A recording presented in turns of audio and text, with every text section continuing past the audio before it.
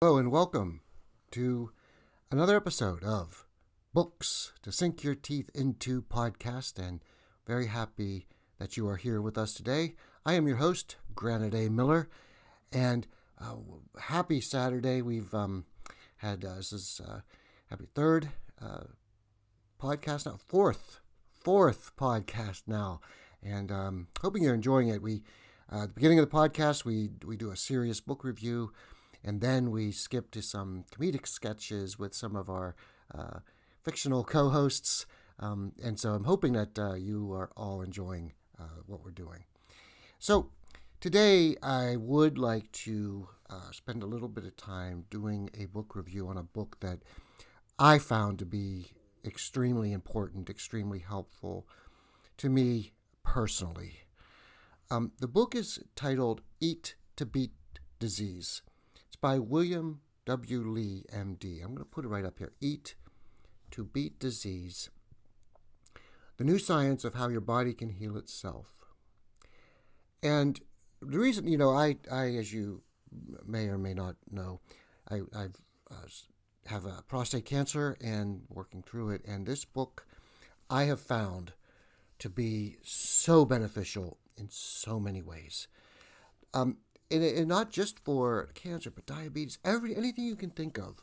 This book has it, and it gives you what to eat, how to eat it, what medical science will help, what medical science proves certain foods will do wondrous things for your body.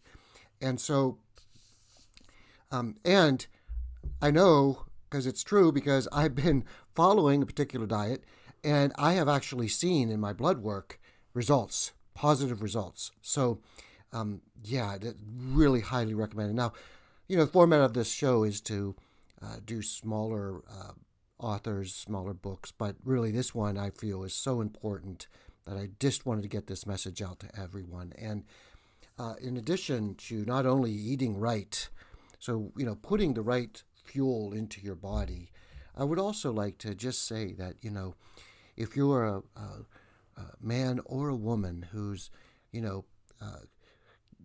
go and get blood work, get tested for, breast cancer, get tested for prostate, just go to your GP, your general practitioner there. I'm showing my age by using that. Go to your medical professional and, just get a baseline, get a scan, get a blood work, and because it's so important to catch things early. And if you're able to catch things early, then you don't have to deal with more traumatic events. And in addition, really, I would really suggest get this book and read it and see. There's a lot of good things in here. Now, I'm going to just the reason I like it is, number one, because it's full of science. But number two, he tells you, what to eat, what it does, what benefits it has, and then how best to prepare it. So, should it be raw? Should it be cooked? He goes through all these details. So, really, really good. Highly recommended. So, next week, I will be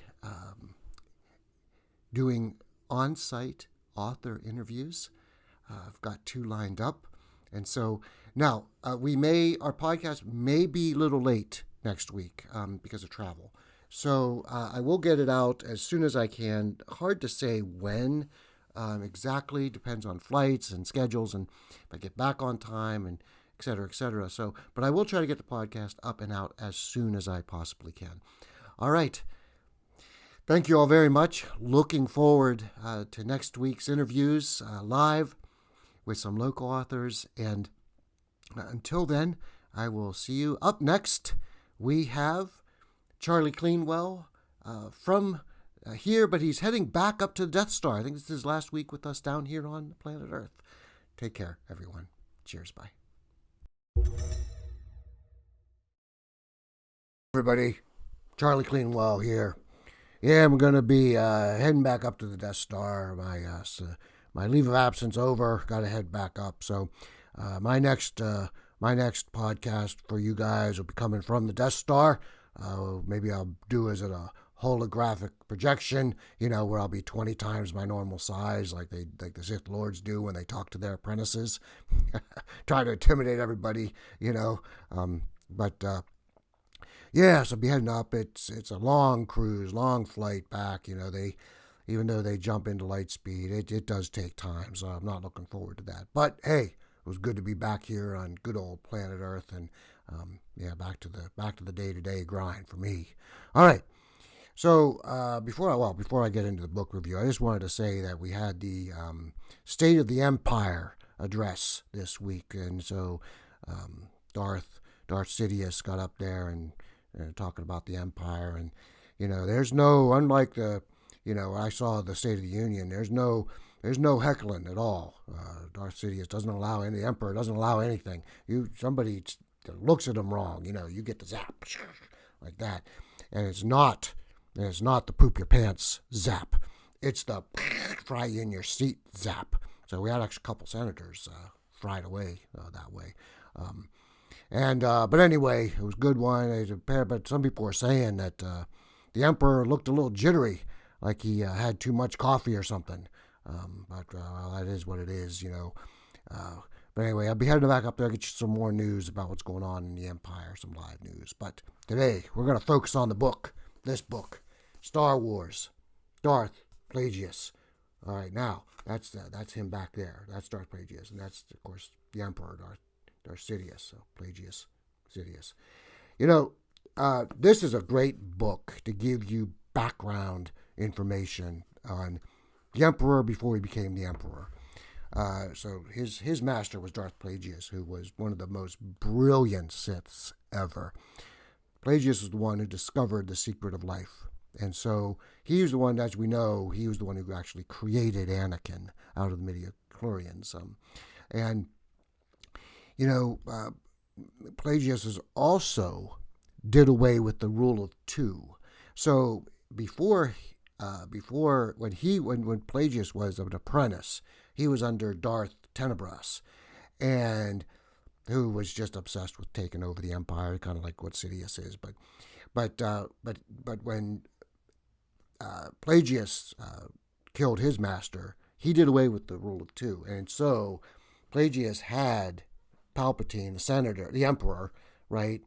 But he also had yet another Sith as an apprentice. And then we see that carrying on with Palpatine because he had Darth Maul, right? Even when he was an apprentice to Darth Plagueis. So another interesting thing that you'll find when you read this book is that Palpatine was an apprentice for 11 years. He was an apprentice, 11. That's a long time. Look at Luke Skywalker. What he was under Yoda for what? 2 days, and he became a Jedi Master. Come on, So Palpatine really put in his time, and part of the remember that first movie that came out, with Naboo and the Trade Federation. That whole setup, the Trade Federation blocking and taken, that was all done by Darth Plagueis. So, great book, give you backstory. If you're a Star Wars fan, highly recommend this one. I've read a number of Star Wars books, but this is my favorite because it really gives you a good background, backstory to fill in all the gaps. So, this is Charlie Cleanwell signing off, heading back to my day job, back up on the Death Star. Take care, everybody.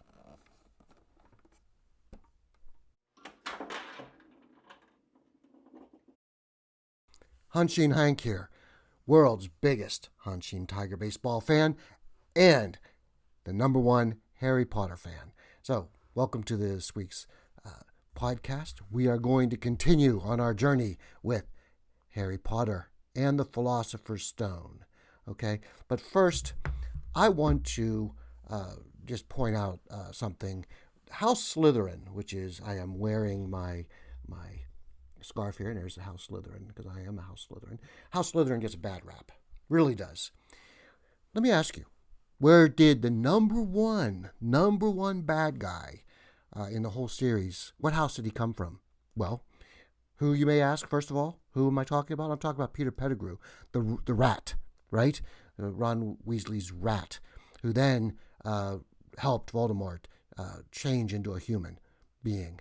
You know, he was from House Gryffindor. Oh, nobody ever says that. Everybody just assumes, oh, he must have been a Slytherin too. No, he was from House Gryffindor. So go, Gryffindors, go suck on that for a little bit.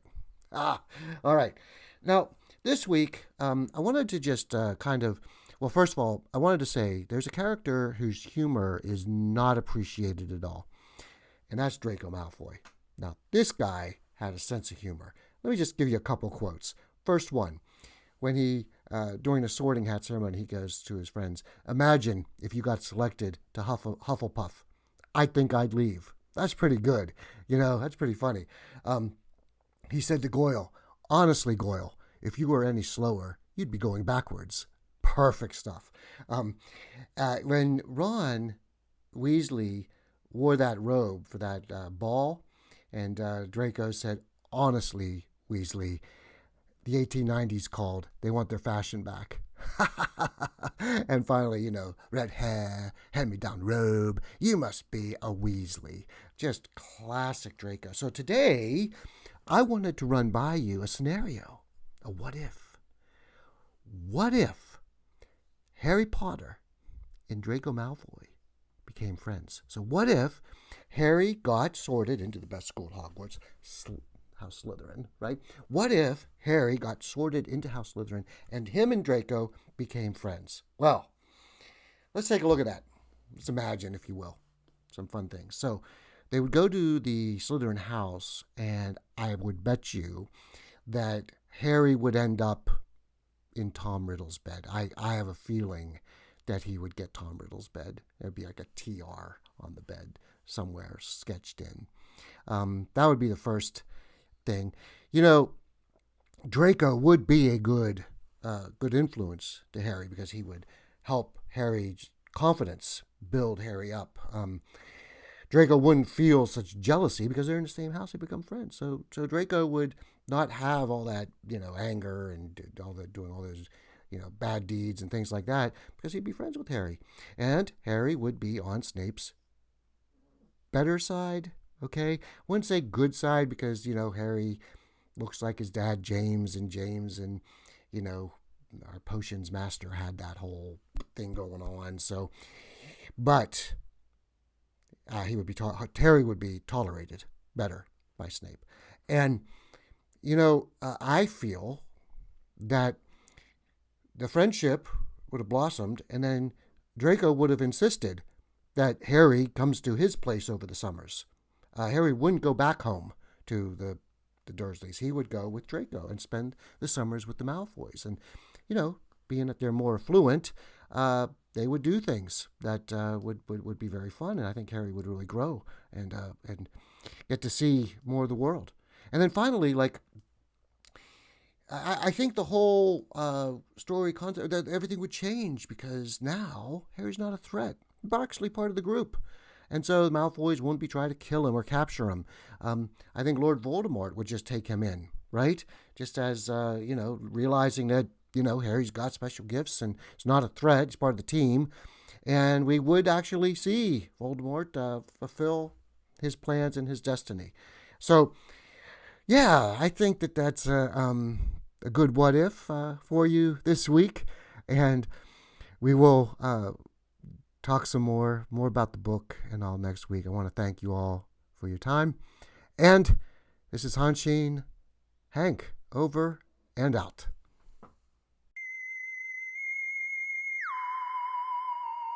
Hello, my friends, and welcome to another episode. I am Count Vlad, and I am here to tell you that my name is maybe too hard for you to say. My full name, Count Vlad Oshavsky Durie Donatelli. But how about this? We just say Count Vlad the Vampiro Casanova. Yes, I think that's much better. Sounds much better, doesn't it? It has a nice ring to it, Vampiro Casanova. Yeah, that's a me. That's a me. So now that we got that squared away, I want to talk to you about the lighting situation here. As you can see, they've improved the lighting. Now I do not get the direct sunlight like I was before. Now we are just getting the camera light. So Count Vlad, much more happy. Yes, much more happy now. And because I am much more happy, I am able to talk a little bit more about what I think about this book, Interview with a Vampire by Anne Rice. Now, this will be my last time I'm talking about this book, but this is a very, very good book. The movie, not so much. Why? Why did I not like the movie? A couple reasons. Well, this was the 1994 movie. They made a remake. The remake looks pretty good. I only watched a couple episodes, but it looks pretty good, the remake. But not the 1994 movie. In the 1994 movie, we have Tom Cruise playing the vampire Lestat. Now, Tom Cruise, actor-wise, hit or miss, right? Sometimes he's a good one, like the movie Mission Impossible. Like Tom Cruise in that one. Very good, very good. And then other movies, stinks it up. So, Tom Cruise was okay in this one. At first, I did not like the character when he was a frat boy playing around. Did not like that. But after Tom Cruise got burned and killed and he was trying to scrape his way back, it was much better acting on his part, I thought. But they really took away from the book where Lestat and Louis were much closer than they were in the movie. The chemistry between Brad Pitt and Tom Cruise was zero. Big fat zero. Brad Pitt did not like being on the movie, so I heard. His performance, a little dry. Now, of course, the character Louis in this book, hard to play. Hard to play that character, sensitive, someone who fighting between the demons of being a vampire and doing what a vampire needs to do. Right? That's a lot harder for some people. They can't handle it. Oh, but we have a friend. He calls me once in a while. His name is Count Fangora. And he's been struggling lately. Yes, he's been struggling. In fact, I've heard that he is only eating squirrels now. Oh, that's no good. No good for a vampire to only eat the squirrels. Squirrel blood, not good for you. Not good. Oh, hold on. I think I'm getting a call. Let's answer it. This is Count Fangora calling. Is Count Uranus there? Guess what? I was hunting squirrels again. I'm very hungry. I've come across a very rare finding, Count Knuckle Nuts. Guess what I discovered? You're not going to believe it. I found a squirrel that looks just like you, Count Uranus Knuckle Nuts. Trust me, this squirrel likes to look for nuts, and you're the Count Knuckle Nuts. Look, it has the same hairdo as you. A gray piggy wiggly. Really strange and rare. All right, I got to go. I think you're a Count Uranus. Goodbye. Hanging up this time. Hanging up.